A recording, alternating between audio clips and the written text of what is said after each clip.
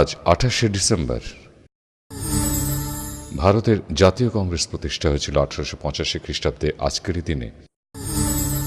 লেখক প্রফুল্ল রায়ের মৃত্যু, সঙ্গীত পরিচালক রবীন মজুমদারের মৃত্যু, বিশিষ্ট যাত্রাপালাকার ভৈরব গঙ্গোপাধ্যায়ের মৃত্যু। বিশিষ্ট যাত্রাপালাকার ভৈরব গঙ্গোপাধ্যায় জন্মগ্রহণ করেন 25শে নভেম্বর 1934 খ্রিস্টাব্দে, মৃত্যু 28শে ডিসেম্বর 1998 খ্রিস্টাব্দে।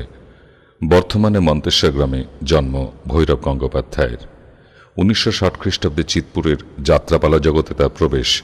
তার প্রথম যাত্রাপালা নাচমহল 1964 খ্রিস্টাব্দে। তার রচিত পালার সংখ্যা প্রায় 250। পালা রচনার পাশাপাশি নির্দেশনাতেও তিনি হাত দিয়েছিলেন। 1989 খ্রিস্টাব্দে নিজের নামে দল গঠন করে যাত্রা প্রযোজনাও করেছেন। সারা জীবনে অনেক পুরস্কার পেয়েছেন।